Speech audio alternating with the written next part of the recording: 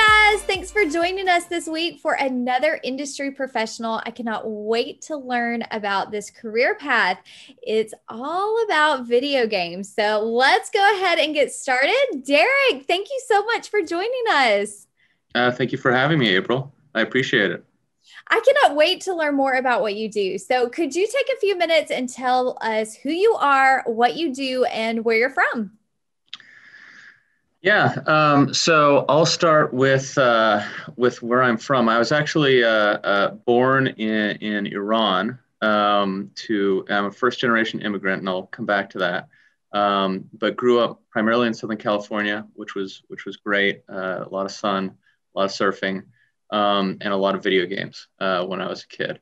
So that was always fun, and grew up with a love of gaming.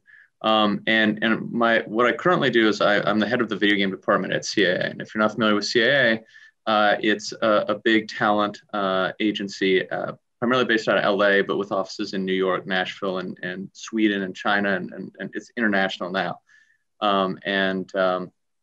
Sort of found my way to CAA through about 10 prior years of working in and out of the game space, which we can get to as well. And what I do sort of as the head of the video game department at CAA is my primary job is working with the people that create games, the studios that create games. But I also work sort of at that nexus point between film, television, sports, and anything sort of entertainment related as it sort of abuts against games or interactive. So it gives me a sort of a wide opportunity to interact with tons of different verticals in the entertainment space, but with that central sort of nexus of Yeah, I mean, that's really interesting because it's something that I've never really thought about. Video games are so fun to play and they're super popular, but you don't realize how much behind the scenes goes on to bring a video to the public or a video game to the public. So, could you talk a little bit about what that process looks like and how you're involved in that process? yeah, absolutely, and I very similarly, I sort of happened into this path. This was not sort of preordained or thought out. So I feel very, very fortunate that I'm able to do this. But really, when you think about it, like any piece of entertainment, whether it's a script going to television or film, it starts with an idea. And so I work with developers that have a studio, have some people on staff, and they have an idea. And they want to make that idea into something that everyone can pick up a controller and play. And step one is getting that idea, whether it's a thought or if it's written on a piece of paper or whatever it is, refining it to something that we feel like we can raise financing around, and then taking that to the market. And the market in this case is publishers like EA or Microsoft or Sony or Nintendo, or investors. And what's interesting about that second group of potential buyers and financiers is investors are new to the space. Traditionally, there has not been a lot of like outside capital coming into games, but because games are so popular, so many people play them, it's so global, it's become a social network, it's become a way to reach a very, very important audience to a lot of brands, to a lot of entertainment brands. Now there is increased interest from outside investors to enter the space. So we can take this concept, this idea, it could be a a point pitch, it could be a playable demo, and we take it to the market and we help see that around town, and then hopefully someone will be interested in it, and then we help negotiate that deal. And when that deal is done and struck, the developer gets to work, they have the money coming in, they staff up, they start building the game, and then we help them during the course of that game smooth any rough spots they might have with their investor or with the publisher, or raise more capital if necessary, or whatever it may be. No process goes perfectly smoothly from the day you sort of get the first dollar in to when the game comes out. So you're always managing those relationships, and of course the money that the developer is spending versus the money they need to finish the game. Yeah, that is so interesting. So, could you kind of take us through what a typical day in the life of your career would look like? You know, when you wake up and get ready for work and do your thing, I'm sure it's different every day, but what are some of the duties and responsibilities that you have? Yeah, and this is the fun part is because I work at CAA and there's so many different responsibilities and there's so many different types of clients. Every day is a little bit different, right? There will be days where I'm doing a deal on behalf of a big piece of talent, right? A famous actor or actress or musician that wants to get into a video game, and I'm helping with that. And then there are days that I'm helping with one of my studios get financing, so that I'm helping prepare them to take them out to market.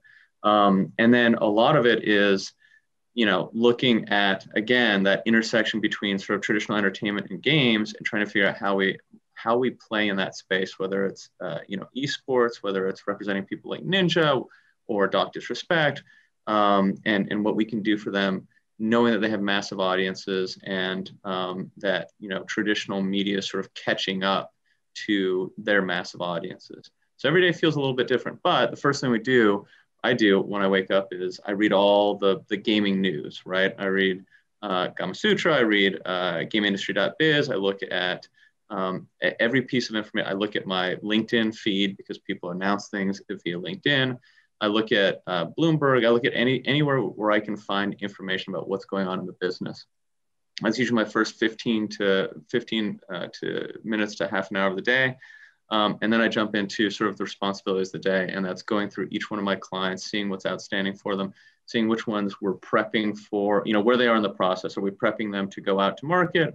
Are they in the market? Are we closing a deal for them? Are they already making a game? And if they're already making a game, checking in with them to see how the game is progressing, seeing if I can get an early build so I can play games way before anyone else can, which is part of the fringe benefit of working in the space, and servicing them. And then the next thing I do is see what, that crossover opportunity. So what should we be doing with our traditional clients and our colleagues at CAA that can continue to sort of push careers forward, and also just, are relevant and important to, that we feel are important to continue to advance, or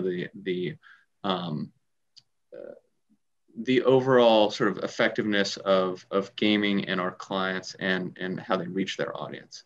But like I said, every day is a little bit different, and that's what makes it fun.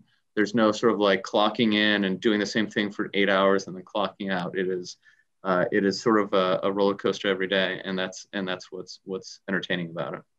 Yeah, so you touched on a little bit earlier your journey of how you kind of got to where you are, and you mentioned that you had worked for different organizations, but could you take us through what your professional journey looked like from the time that you were in high school to how did you get to where you are today? Yeah, I'll take you before that, if you don't mind. I'll That's take you to when I was a perfect. kid. No, I started playing video games when I was about 2 or 3 years old, right? We got our first home console when I was about 3, and I immediately fell in love with it, started playing it. And there was something really magical about picking up a controller and having agency over what happened on the screen. We were all used to like passively watching, and I'm older, right? So not everyone grew up with games, but we used to, sit there and passively watch television or go to the movies, see movies that way. But here was this like new magical thing where I could pull a joystick or a NES controller, and I could affect what was going on the screen. I could have my own journey, and that was so exciting and intoxicating as a young kid. And I was like, I'm an only child, so like as you can imagine, I just like step into worlds and I just want to live in them and obsess over them. And games really allowed you to do that.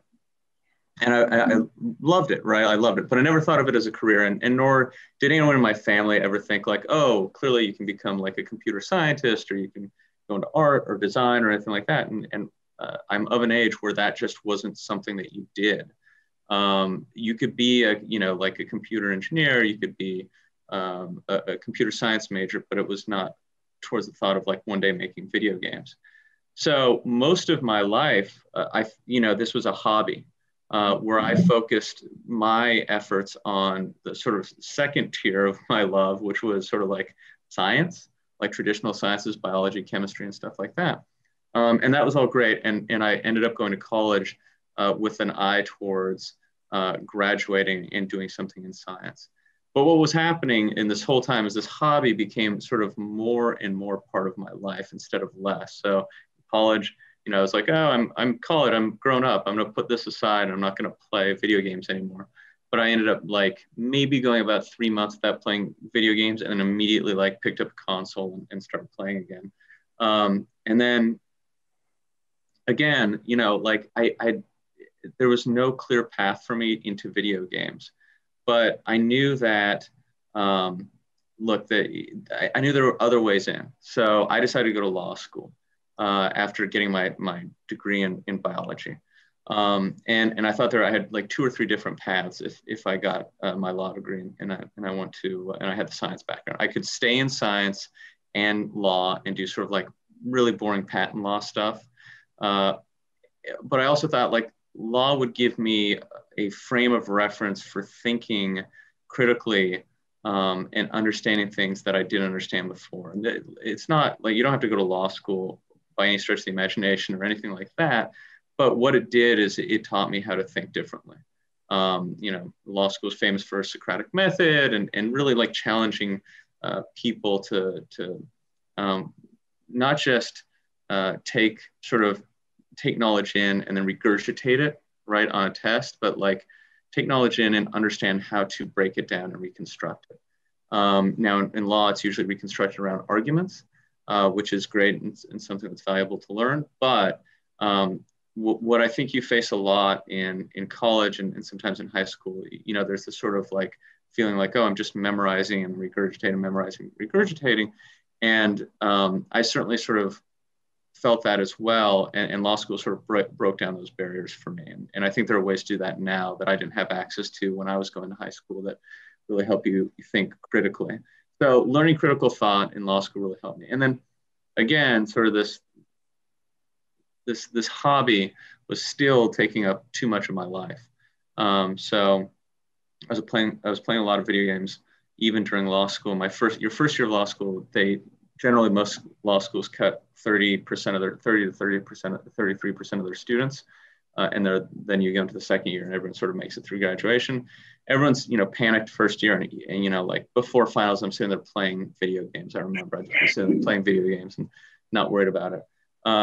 And in my second year of law school, I sort of had this dual path of like intellectual property law and entertainment law, and I love both of them. And in my entertainment law, I sort of learned all the different facets of, where an agent sits, where an attorney sits, where a producer sits, where a studio sits. And I thought this is really fascinating. I never thought of entertainment. And then got out of law school and immediately drove to LA with a U-Haul. Didn't have a job and said I had a few months worth of money. I'm going to find a job in entertainment here, and just knocked on every agency's door because that's what I was told would be a great starting place. You just learn a ton at the agencies. So I landed in an agency. I literally interviewed at every agency in LA, and one agency felt sorry for me and hired me as an in-house temp, and then I just took it from there. And then they had no one covering games, so I was like, look, we should do games, and let me just convince you of that. And again, if you learn sort of critical thought and argumentative skills, then you can sort of make an argument for why someone should spend time and money allowing a first-time agent to pursue a path that was sort of irregular from the rest of the agency. That is amazing. I'm so glad that you shared your journey with us, because I think there's so many students out there that maybe struggle of what they're going to do with their future. And, everybody's path looks different. And I absolutely love that you shared yours with us, because I think there's so much to learn from that and just being persistent and taking that risk.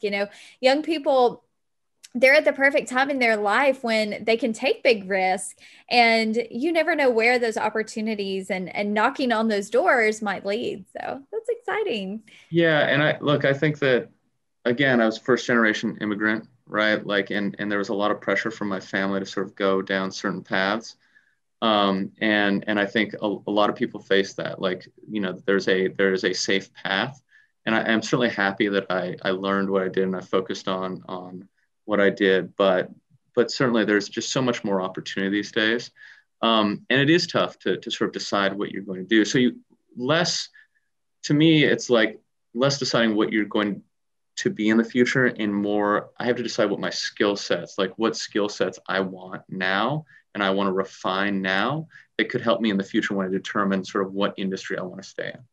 Yeah, absolutely. That is great advice.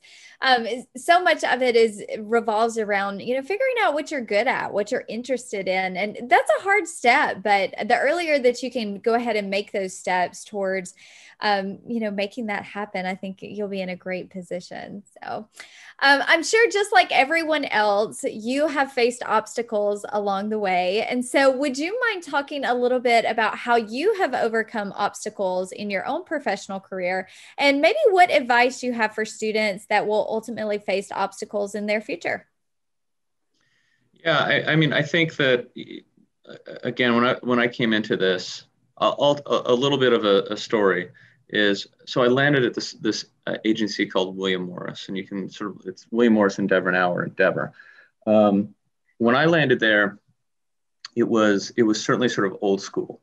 They really didn't think about video games at all, and I was having a really hard time sort of finding my place at the agency. And on top of that, like I said, I was an in-house temp, and that was a pretty challenging job there. You ended up sort of working on for very, very, um, I'd say, high profile agents that were used to having things done a very particular way. And you just sort of step into their lives and they don't like you from day one. And, like you work there for 2 days and they're like, okay, I never want to see you again. And you sort of develop a very thick skin pretty quickly. And I think there were many times in the first, year of me working at the agency where I said, I have a law degree. And I think my parents would agree with me if I had said this out loud. I have a law degree. I'm delivering mail. Part of the time delivering mail at within the agency, the other time sitting and getting yelled at by agents. And there, it definitely was, a hard time of like figuring out, do I want this so badly that I'm going to continue pursuing this? And I think for me, it was really focusing in on my value add. So I knew more, certainly anyone at that agency could not beat me at sort of my knowledge in video games, right? I had this sort of encyclopedic knowledge of video games because I grew up playing them. I played them obsessively. I'd read tons of video game periodicals and articles and everything I could get my hands on. So I took that as sort of like, okay, I want to be, in this place by, my second or third year at William Morris. I want to be able to say like, okay, I've advanced this much, and my reach, my reach goal here is like, can I convince them to start this video game division? And I didn't think it would work, frankly, but I wanted to give it a shot. And I knew, look, I was fortunate, right? Like I knew that if it didn't work, like there was a fallback. Like I could go be an attorney somewhere. I could go continue my education somewhere if I really wanted to. But like there were days where you get up and say like, man, I'm going to take a beating today. And I'm just going to have to soldier on because this end goal is so important to me that it's going to be worth it. And again, like having that sort of obsessive nature and sort of, my own sort of obsession around video games allowed me to a little bit of a shield from the day-to-day sort of minutia and also the day-to-day of difficulties of working at the agency. And really focus on like, hey, if I get to this place, this is going to be really exciting for me because I think I can build a whole new kind of business. And that was really exciting. And look, it also helped that agencies are very entrepreneurial. Like you can really make your own path there. And that's always been something that's been really exciting for me is sort of determining, how I am able to succeed or fail. Just, I want enough rope to succeed or fail by my own decisions. Yeah. Well, I know you get a behind the scenes look at how video games are developed and how they come to market. Could you talk a little bit about different careers that maybe have been created in the last decade, or different careers that you've discovered along the way that maybe students don't even realize exist or are opportunities for them? I think, yeah, and I bet your students know better than almost anyone, like the myriad of opportunities within games. Um, Again, when I was starting out, there was no clear cut path. You were like a self-taught designer, or you'd go into QA, which meant you tested games all day, and then if you were good at testing games, they sort of move you up, and then maybe producer, associate producer, then producer, and then maybe you become a designer, and then you'd leave and become your own CEO and start a company and stuff like that. Those were the path for many years within. It was really kind of an old way of thinking of game. I say the creation of game studios. But that has changed rapidly, right? Like you can definitely go out and get different degrees in games that cover, art, design, production, and of course engineering. But that's all around making games, right? And then there's tons of stuff around the making of games, the supporting, the marketing to support the launch of a game, being a community manager. So many games now live and die by their community. And so if you have a personality, you like to create content, you like to create content for YouTube or Twitch or whatever, you can actually work within a studio or within a publisher, helping manage the community for that game, for that studio, for that publisher. We've seen a lot of smart, really capable, talented people come out of that world, and it's not something again that even existed really more than 5 years ago. And then there's all this myriad of opportunities around gaming. There's esports athlete, right? Of course, like any athlete, you have to be exceptionally skilled and spend tons of time practicing to be that esports athlete, that sort of upper echelon performer in esports. But there's also content creators, whether it's on Twitch or YouTube, that spend most of their time sort of creating content around video games. It's still, it's still hit driven, very much like, hey, am I going to go I'm going to move to LA and be an actor or actress or writer or producer? Like it's hit driven. Most people aren't successful at it, but every once in a while, like it hits. But that is an opportunity that did not exist 5 years ago. And then, like there's, like I sort of mentioned, if you want to be on the business side, there's agents, there's now, bankers that focus in on the game space. There are investors that focus in on the game space. And then you can go work, if you want to, at a publisher.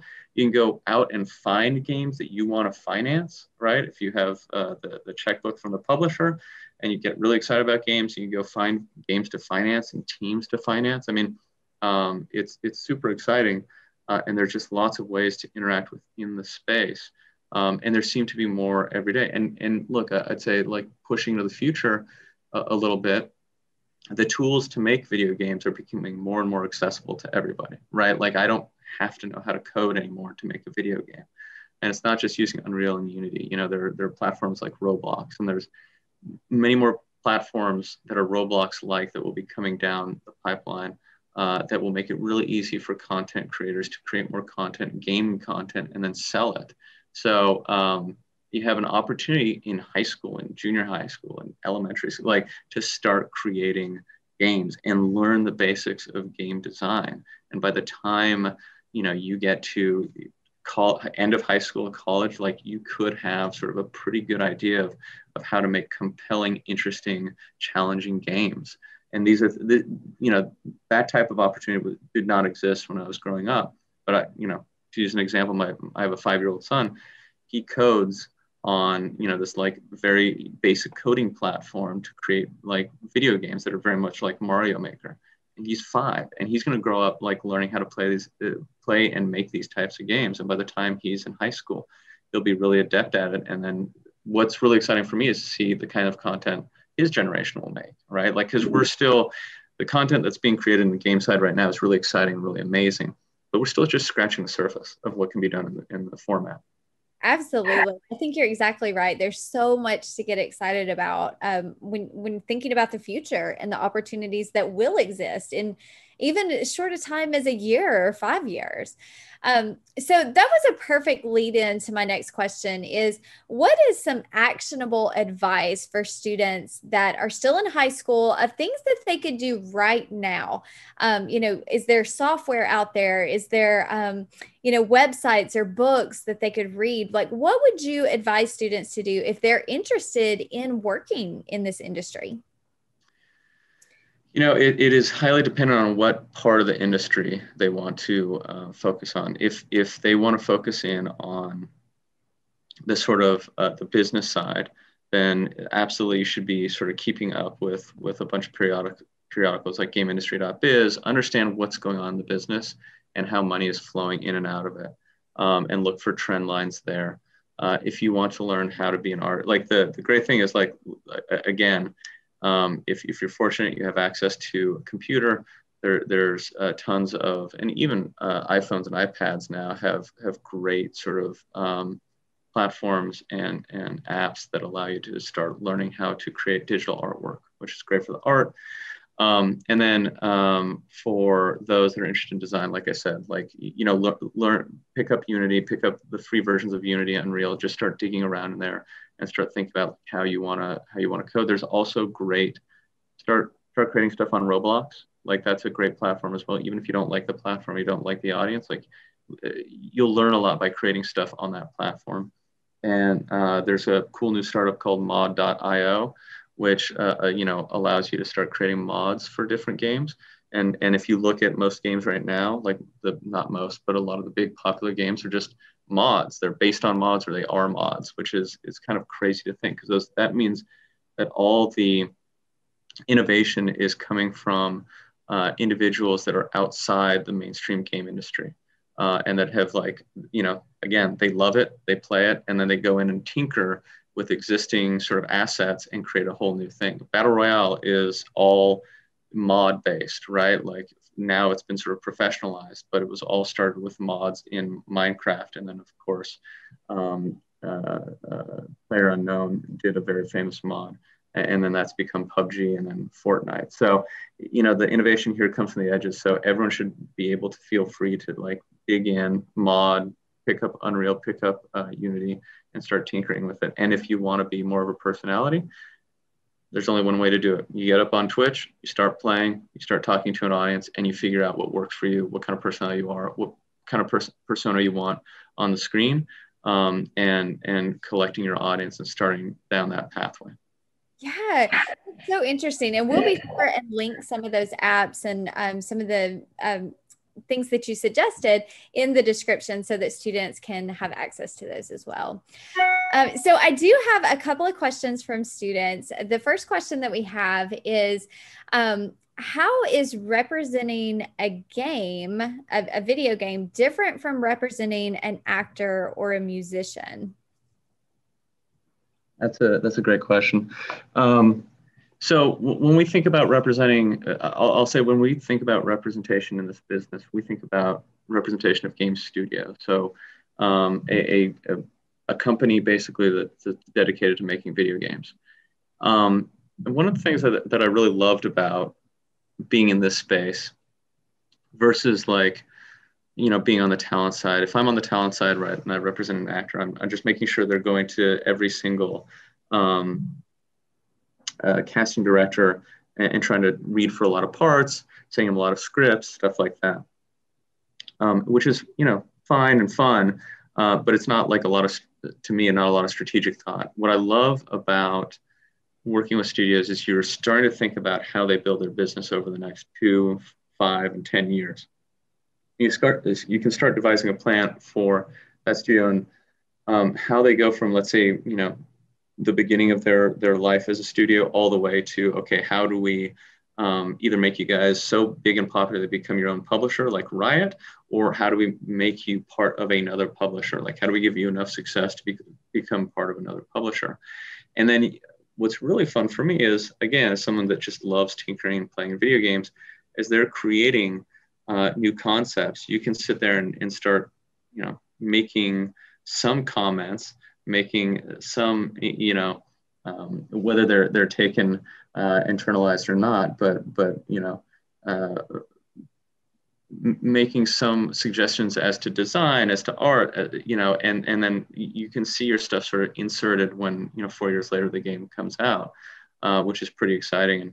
And then there's always the fringe benefit of like, again, like being able to play the game during the course of development and making suggestions. So it's a long process, right? Like you sell a game and then it takes 3 to 4 years for it to come out. So you see this whole thing develop from paper all the way to a finished product, and you get to iterate with the developer and work with them very closely. Yeah, that was actually my next question was, how long does it typically take to develop a video game from start to finish? Yeah, so a video game, very small indie games can take, they can be created pretty quickly, 6 months to 18 months. When you start getting into these big games, then they can take 2, 3, 4 years. And certainly I've been on sort of 5-year slogs with some of our developers where they started a game and it keeps getting iterated upon, and maybe the publisher or the financier isn't happy exactly how it's turning out. So they want a little bit of more of this and less of this. And then all of a sudden you start iterating there and it pushes the timeline out. But we've been on some quick turns that are, under a year, and then a lot of like 3 to 5 year development cycles. So it takes a while. Yeah. Last question for you is what video game are you most excited about right now? Oh man. So I will say, what game am I most excited about right now? I've been playing, this is so sad because I have 2 kids. I end up playing a lot of games that my kids play. So we've been playing a ton of Pokemon, which I never was like a Pokemon fan, but we're playing a ton of Pokemon, both the card game and Pokemon Go and Pokemon Sword and Shield for the Switch. When I'm not playing that, I'm actually going through a little bit of my back catalog that has been sitting fallow for a while, and experiencing games that I didn't get a chance to play with when they first came out, like Alien Isolation. Gone back and played a bunch of the old Halo games because I just grew up as a Halo fan and love those types of games. And then, I like to sort of, like I've said, like dip my toe into platforms like Roblox and Minecraft, just because I like to see what people are creating and how sort of the next generation is thinking of gameplay. And of course, like we have to keep up and play with things like Fortnite and again, just sort of more, for me, educational to see like how people are playing with each other and using it as a social platform. Yeah, that's exciting. Well, I have enjoyed so much talking with you. Is there any last advice that you want to leave with students before we wrap up today?